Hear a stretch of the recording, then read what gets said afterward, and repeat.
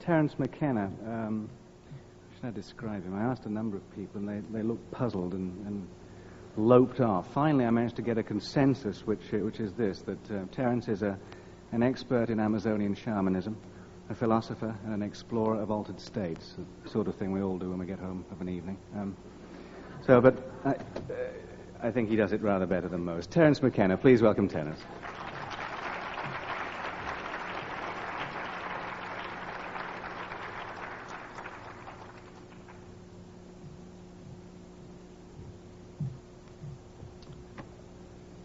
Well, I'm aware of how late in the day it is, and I know some of you must be double parked, so I'll make this as succinct as possible. This morning's discussion caused me to wonder how much we would understand about electricity if our method of studying it was to stand on the tops of high hills and wait to be struck by lightning. It seems to me that's sort of the position that we're in vis-a-vis the UFOs. We have no real theory. We have conjectures. We have fiercely defended hypotheses, but we have very little that is concrete to go on. It's almost as though the issue of the UFO were an onion, and as we peel the layers of the onion, we discover when we get to the center that there is nothing there whatsoever left. It reminds me that if you cross an onion with a UFO, what you get is a flying saucer that brings tears to your eyes. And so what I would like to do is, just based on the notes I took today, to review what the options available to us are in terms of trying to get some kind of intellectual handle on this phenomenon, and I'll move through them rather quickly. One possibility that I suppose is now out of fashion because it wasn't mentioned here today, other than what Jacques said about ball lightning and plasmas, is that the UFOs are somehow natural phenomena, perhaps piezoelectric forces that have an ability to interact with the delicate electrochemical machinery of the human nervous system to create an impression of hallucination or visitation or abduction. That's one possibility. The more serious contenders, as explanations, I think, fall into three categories. Is it us? Are we being visited? Or is there another tenant in the building that we are unaware of? And my own feeling about this tends to vacillate. I have had contact experiences. I have seen a UFO very close. I have met with entities from other dimensions, and it has not impelled me to take a strong position. I've paid very close attention when these experiences were happening to me, and there always seem to be loose ends that argue against whatever hypothesis seems currently most attractive. And though Jacques didn't mention it today, I recall in his book, The Invisible College, he stressed the absurdity that seems to attend the contact experience, that if the contactee will truly tell the unvarnished truth, then there will be elements in the story which will make the contactee look like a moron.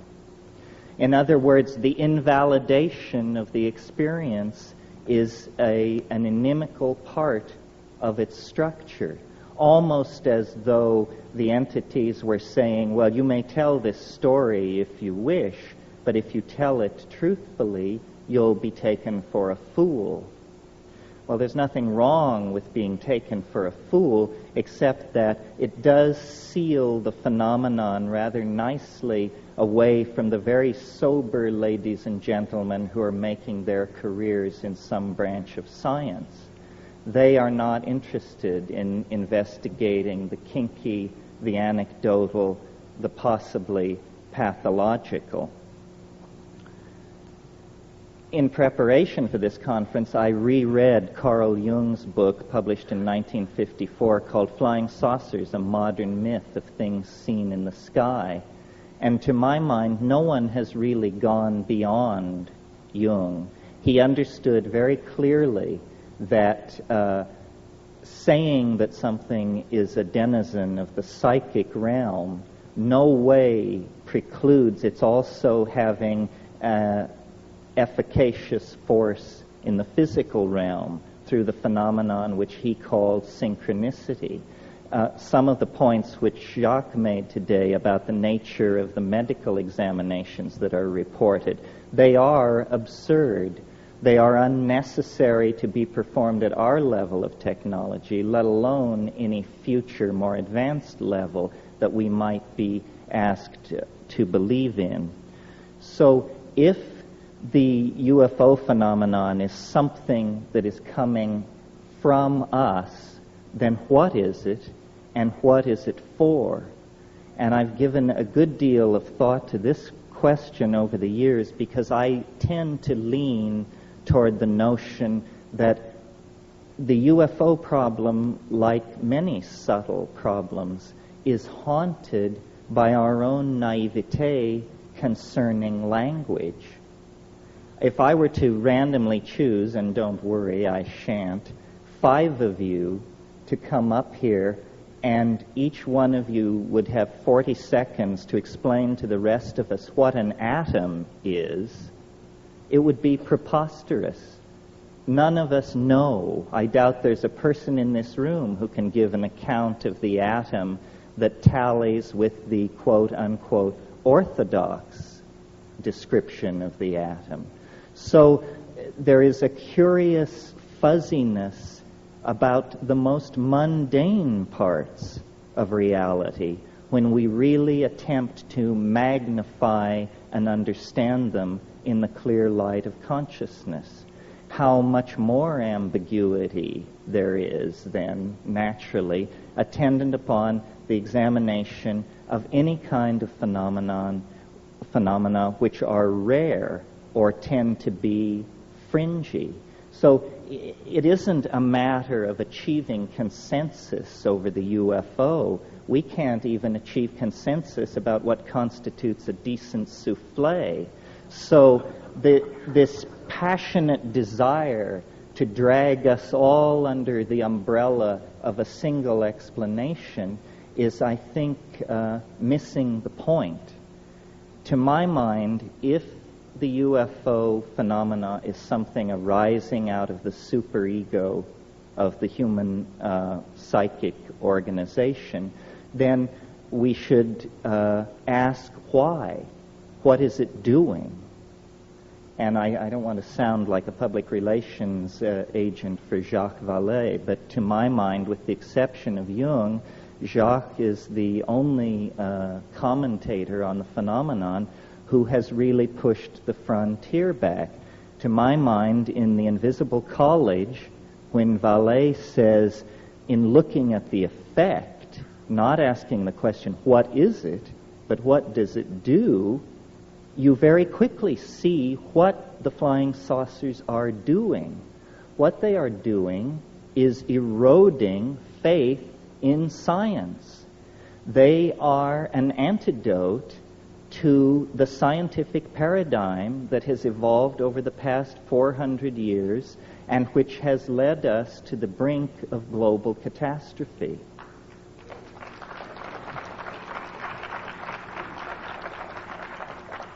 So the notion being developed here is that within the structure of the human psyche, There is something like a governor, something like a monitoring circuit, which when a society begins to evolve in a pathological or lethal direction, phenomena can be induced not by the egos of men and women, not by their institutions, but by the overmind, the collectivity of the human species.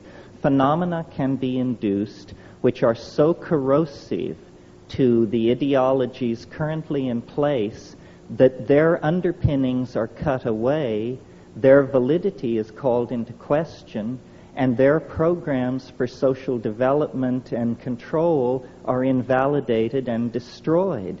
Now, a perfect example of this is the rise of infant Christianity. If you'll cast your mind back to the situation in the early years of the Christian era, and imagine the mentality of a Roman aristocrat, a person of power in Roman society.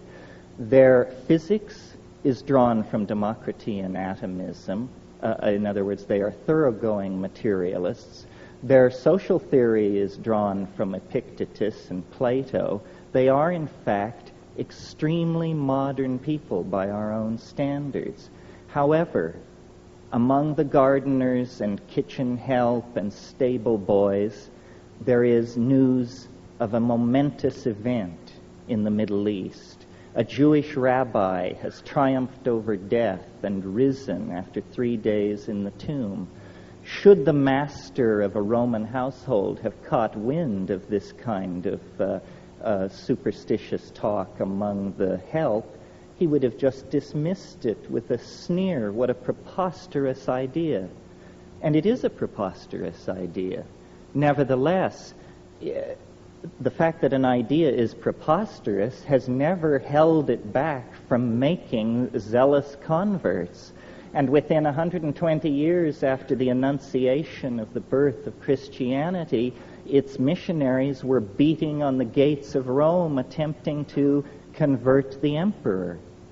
Now I see a similar situation in the modern context, that rationalism, scientific technology, which began and came out of the scholasticism of the Middle Ages and the quite legitimate wish to glorify God through an appreciation of His natural world, turned into a kind of demonic pact, a kind of descent into the underworld, a nekeia, if you will, leading to the present cultural and political impasse that involves massive stockpiles of atomic weapons, huge propagandized populations cut off from any knowledge of their real histories, male-dominated organizations plying their message of lethal destruction and inevitable historical advance.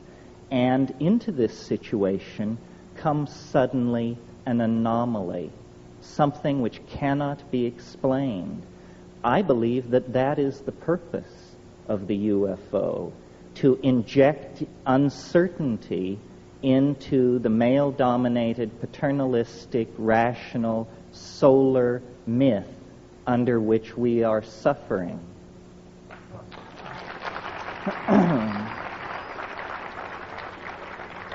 So, I suppose if you had to categorize this point of view, you would say I'm taking a depth psychological, psychoanalytic point of view. What I'm saying is that the UFO is nothing more than an assertion of herself by the goddess into history, saying to science and paternalistically governed and driven organizations, you have gone far enough. We are going to turn the world upside down. Your science is going to be shown up for what it is, nothing more than a pleasant metaphor usefully extrapolated into the production of toys for healthy children. That's what science is good for. It is not some meta-theory at whose feet every point of view from astrology to acupressure to channeling need be laid to have the hand of science announce thumbs up or thumbs down.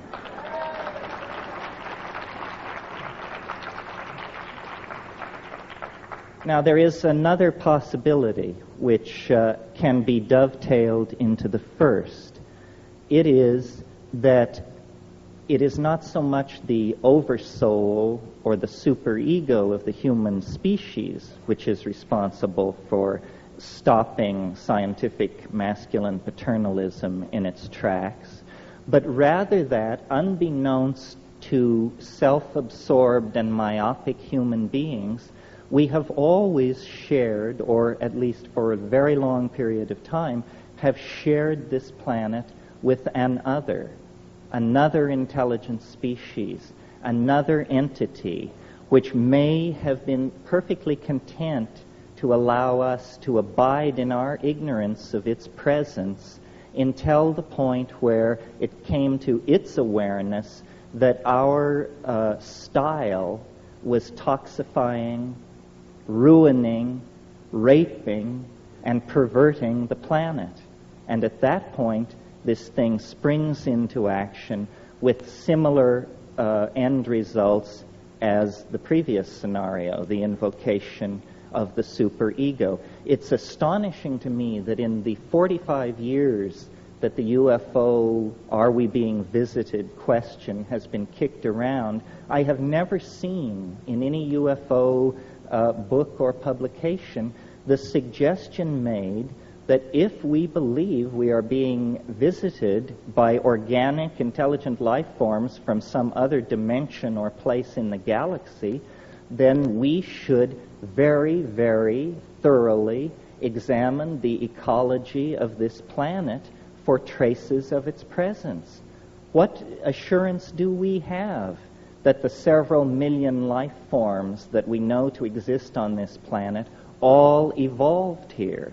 Do we have any assurance? There are ways to gain that assurance by doing comparative DNA sequencing and this sort of thing. Some of you may know my own position, or one of my positions, which is that plants and fungi containing psychoactive compounds are extremely viable candidates for extraterrestrial intruders into the environment of this planet. And this is not to put down Whitley's story, which is a very interesting story, but had he prefaced his story with the comment that before it all happened he took 5 grams of mushrooms, I doubt he could have sold it to his mother. Because in the world where mushrooms and other psychedelic plants are imbibed, such stories are commonplace. It's no big deal.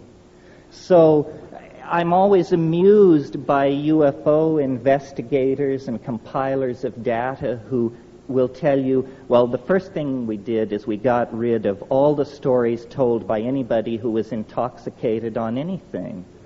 It seems to me that move has probably absolutely precluded any possibility of understanding what is going on.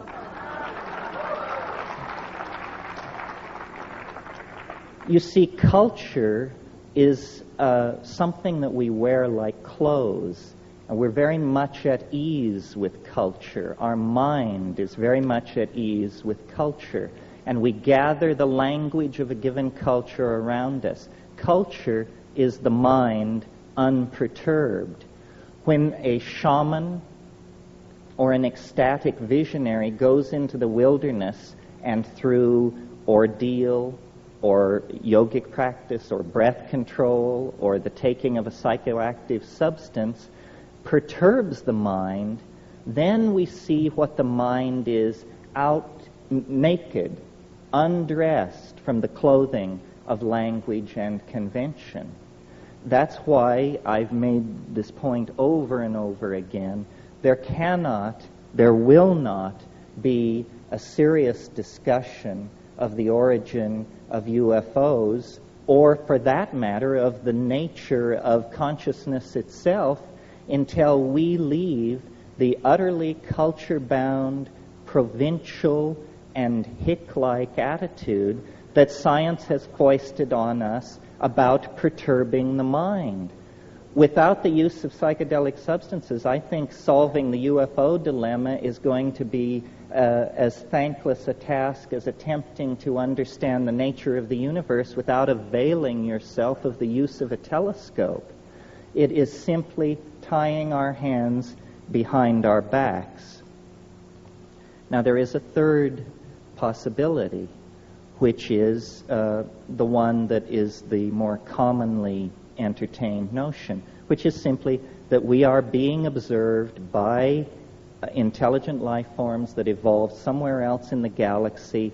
They have quarantined our planet to keep us from being agitated by their presence, and they will eventually reveal themselves. I find this an extremely odious notion, especially the part about how much chaos there will be if the truth is ever revealed. This is nothing more than the reassertion of masculine paternalism. It's right to keep secrets from the rest of us. It's belief that there is a privileged all-male class of people who can be let in on what's really going on, and the rest of us, poor dears, have to be shielded from these tremendously shocking facts. I discussed this once with an entity, and it said to me, well, you know, we've disguised ourselves as an extraterrestrial invasion so as to not alarm people with what's really going on. We're getting close to the end, folks.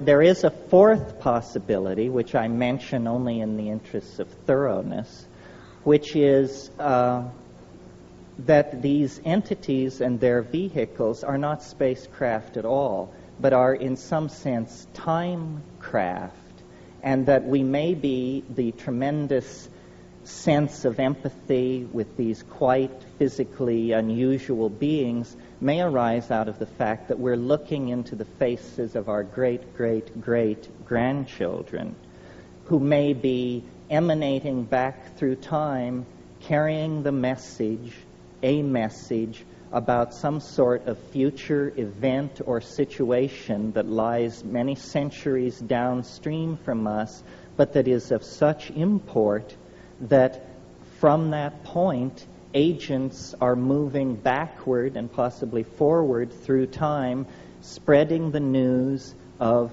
some kind of mode shift. This doesn't seem to me to be impossible.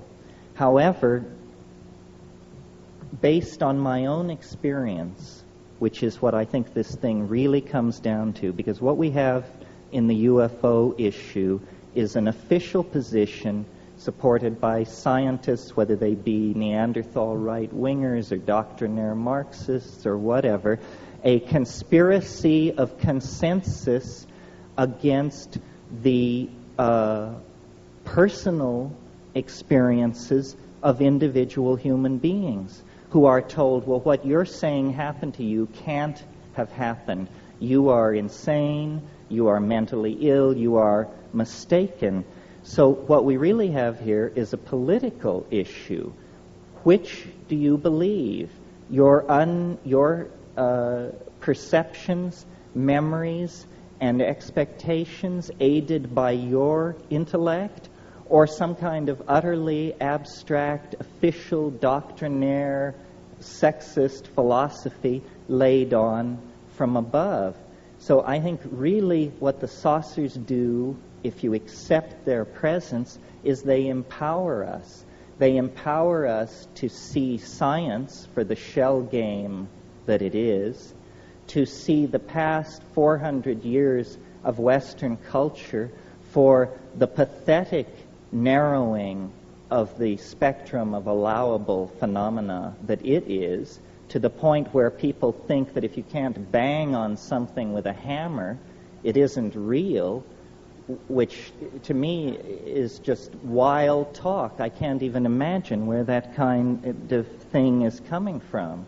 So I think, and I'll just leave you with this final thought, that in lieu of the repression, and it is a repression throughout this century, of legitimately available ways of exploring the modalities of consciousness, and by that I mean psychoactive compounds, the repression of those compounds and their use by science has created a neurotic energy dynamic in the mass psyche, and the mass psyche has begun to hallucinate because the destiny of human beings is to live in the imagination in the hands of the goddess.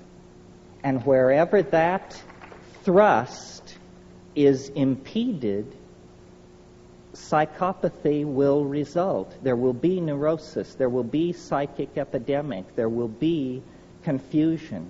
So I believe that until we form a resolution to conduct an unfettered and mature exploration of the human psychology using all the tools available to us, that the skies of Earth will continue to be haunted by flying saucers. They will continue to be haunted by flying saucers and their denizens because they are symbols of our infantilism, of our sense of loss, of our incompleteness. And we can heal that breach by simply recognizing that the true mystery lies within us. The true mystery is in the mind, and its historical promise is the transformation of our society through the abandonment of reason as it has been narrowly defined by this extremely solar, masculine, paternalistic, materialistic legacy that we are the victims of. Well, I could talk for a long time, but I think that's it in a nutshell. Thank you. Thank you.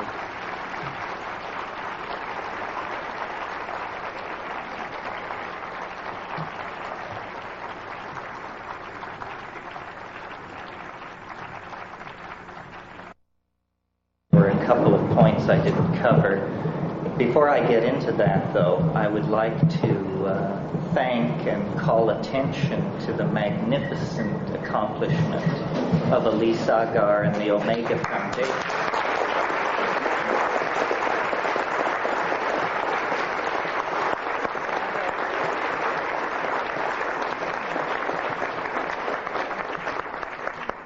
Elise and her people have done a tremendous job, and this is definitely the most glittering New Age event that I have ever had the privilege of attending. I said to someone, does the fact that the backdrops are beginning to look like the Russian Revolution mean we're making progress?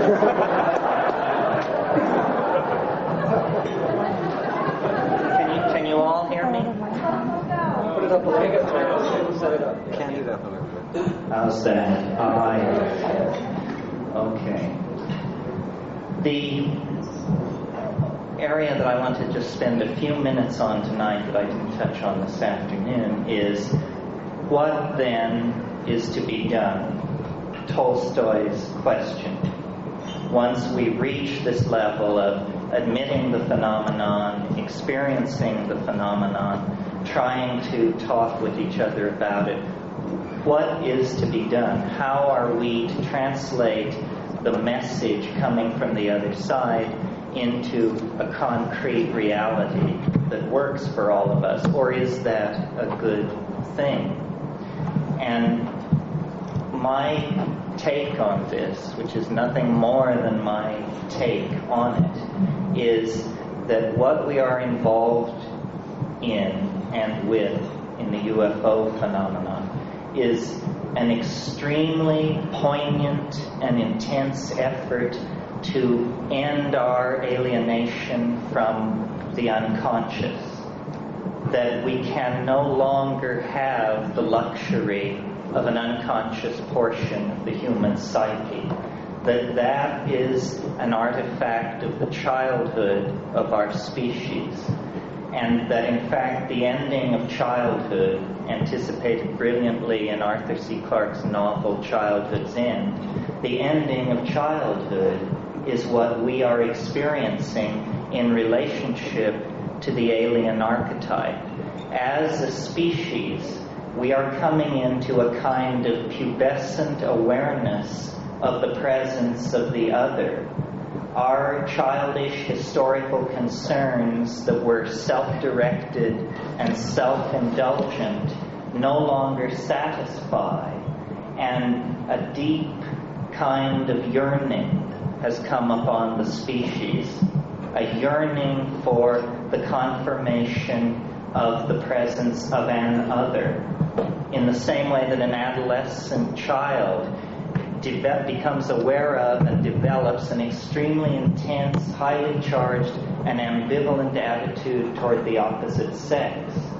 I think we are discovering in our own psychic structure the potential, the possibility of a relationship with an intelligent species outside ourselves.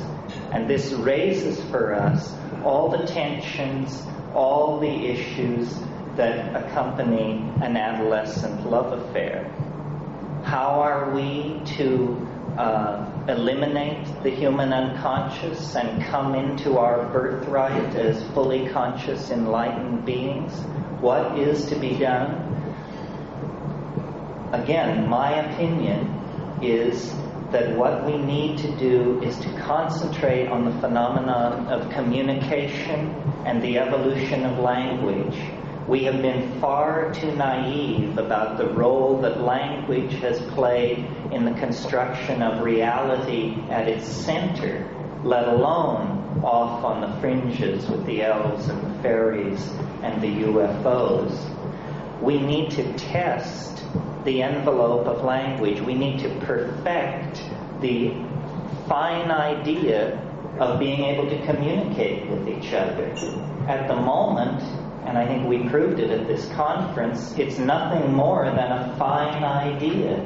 I felt before I came to this meeting that we would all sit down in a room and make great progress in about an hour toward understanding the phenomenon. And then I discovered that we were all, including myself, heavily freighted with linguistic momentum, the power of our own metaphors to carry us past the opportunity to listen to what other people were saying. And so I think that what we are dreaming of is a common language. And what the saucers are attempting to teach is the modality of a linguistic transformation in the direction of a kind of communication that is not dependent on culturally sanctioned dictionaries, but that is in the bones, in the neurons, in the synapses, so that the ambiguity which attends all our discussions about reality will be purged from our worldview. This is the essence of falling in love. One definition of falling in love is nothing more than lifting the veils of misconception between two entities and still being able to go forward towards some kind of union. So I really believe that we have moved so far from an awareness of the feminine portion of our psyche that now the thing dearest to us and closest to us must present itself in consciousness under the guise of an extraterrestrial or interdimensional invader. It's a comment on the alienation of our era. And the way this schism can be breached, the way this psychic wound can be healed, and a kind of species-wide individuality emerge, is through taking control, conscious control of the evolution of language. This means paying a great deal more attention to what we say to each other, to linguistic intent, I think that the main legacy of the 1960s into the 80s was a legacy of language transformed in the direction of feeling. To me, the most shocking part of the male dominance of our worldview is the paucity in our language of terms that convey emotion. We have 500 words for the components of a steering mechanism. We have 5 words for emotions. Each one of us is a swim in a concatenation of emotionally subtle wave phenomena that come and go just below the surface of our awareness. But if any one of us turns to another and says, "How are you doing?" the answer is, "Fine, fine, yourself." This is presenting a tremendous barrier to us to the expression of our wholeness. And I'm completely willing to line up behind Carl Jung on the notion that the UFO is an expression of our longing for wholeness. In principio et verbum, et verbo caro factum est. In the beginning was the Word, and the Word was made flesh. In other words, if you were an actual extraterrestrial standing off in a spaceship looking down on this planet, you would not see the strivings of individual species. You would not even see the great classes of organized organic life. What you would see instead is a gene swarm, a language frenzy, the coding of meaning in genes, in words, in architectonic productions, in poetry. What is happening on this planet is the self-reflecting genesis of communication for itself. It is language, somehow, that is loose in our species, on our planet, within and without the flying saucer. So, communication, which we take astonishingly for granted, considering the very basic kinds of needs that we communicate to each other, is actually the great frontier of our spiritual becoming. It seems to have passed right by us that we already possess a form of telepathy. That the miracle of communication involves the fact that I make small mouth noises and you instantaneously consult the culturally sanctioned dictionary, and out of your dictionary you construct a map of my linguistic intent, and then through a series of grunts and nods we assure each other that we know what we mean. So, in a sense, I said this afternoon that the UFO was here to confound us, to confound science. On another level, like the psychedelics, it is here to catalyze a finer evolution of communication, to goose us toward a little tighter epistemic and ontological definition of the business of communicating with each other. If we could refine our channels of communication, we would coalesce into the kind of omnipotent, extra-worldly organism that we anticipate in our vision of the flying saucer. So I think really the flying saucer has become the guiding image of our own cultural evolution. We are going to live in the imagination. This planet is involved in a birth process.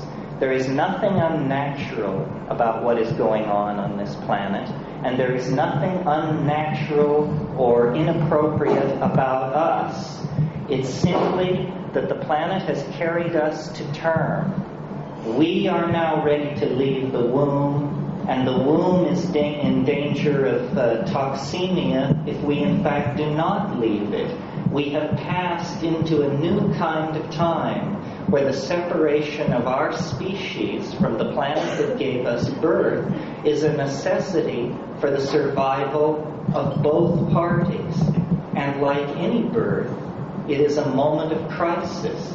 It can end in catastrophe, and perhaps the saucers stand off to perform a necessary cesarean if things really turn into chaos.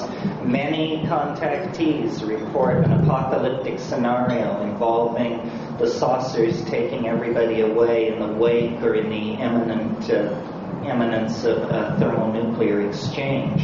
However, the mature way, the self-reflective way, the dignified way out of this cultural impasse, out of this global standoff, is for us to take seriously on a personal level the possibility of evolving our communications with each other so that we actually become the loving family of the goddess, the planetary organism that we all feel ahead of us in the future, casting an enormous shadow back over the historical landscape.